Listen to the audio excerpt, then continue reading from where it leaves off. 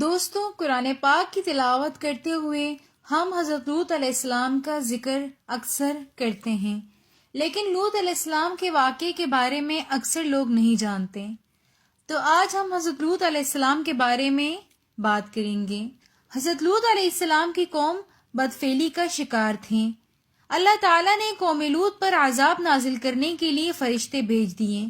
حضرت لوط علیہ السلام کی قوم میں مرد کے ساتھ بدفعلی کرتے تھے، اور جب بھی کوئی خوبصورت نوجوان اس بستی میں آتا تو یہ قوم اس کے ساتھ بدفعلی کرتی۔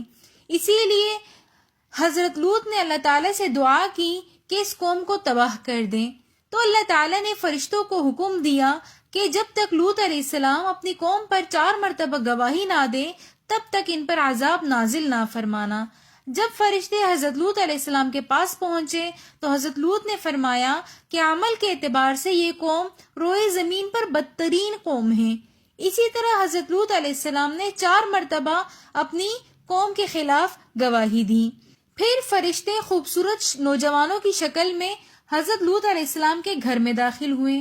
ان فرشتوں کے آنے کی خبر لوط علیہ السلام کے گھر کے علاوہ کسی کو بھی نہ تھی۔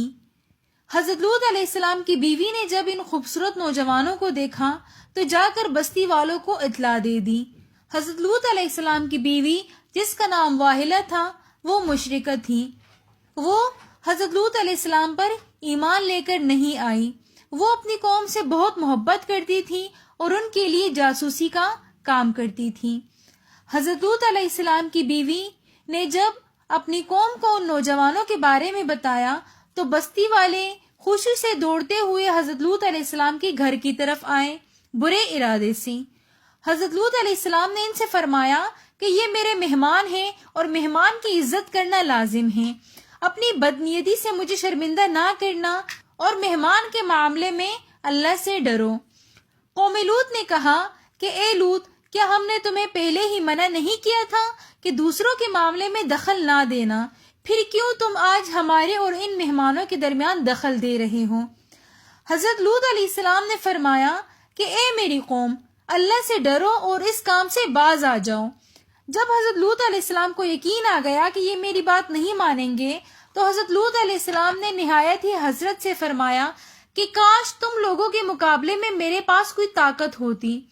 حضرت لوط علیہ السلام نے اپنے مکان کا دروازہ اندر سے بند کر دیا اور مسلسل اندر سے یہی کلام فرماتے۔ قوم نے اس وقت ارادہ کیا کہ ہم دیوار توڑ کر اندر جائیں گے۔ فرشتوں نے جب حضرت لوط علیہ السلام کا رنج اور غم دیکھا تو فرمانے لگے کہ اے لوط، ہم آپ کے رب کے بھیجے ہوئے فرشتے ہیں۔ آپ راتوں رات اپنے گھر والوں کو لے کر چلے جائیں اور پیچھے مڑ کر نہ دیکھنا۔ حضرت لوط علیہ السلام نے جب دروازہ کھولا تو حضرت جبرائیل علیہ السلام نے اللہ کے حکم سے اپنا بازو قوم لوط کے منہ پر مارا، جس کی وجہ سے وہ سارے اندھے ہو گئے اور مکان سے نکل کر بھاگنے لگے، لیکن ان کو راستہ نظر نہیں آ رہا تھا، اور وہ یہ کہہ کر نکلے کہ ہائے، لوط کے گھر میں بہت بڑے جادوگر آئے ہیں۔ رات کا جب کچھ حصہ گزر گیا تو حضرت لوط علیہ السلام اہل ایمان کو لے کر گھر سے نکل گئے۔ اس کے بعد قوم پر اللہ نے اس طرح عذاب نازل کیا کہ حضرت جبرائیل نے اس بستی کے نیچے اپنا ہاتھ ڈالا اور ان 5 شہروں کو، جس میں سب سے بڑا شہر جس کا نام صدون تھا اور ان میں 4 لاکھ آبادی تھی، اس ساری بستی کو آسمان کے قریب لے گئے اور پھر اسی بلندی سے ان کو اوندھا کر کے پلٹ دیا۔ اسی دوران حضرت جبرائیل نے ایک زوردار چیخ ماری اور جو لوگ اس وقت بستی میں موجود نہ تھے، سفر میں تھے، وہی ان پر پتھر برسا کر ان کو ہلاک کر دیا گیا۔ قوم لوط کی آبادی آج بھی عبرت کی شکل میں موجود ہے۔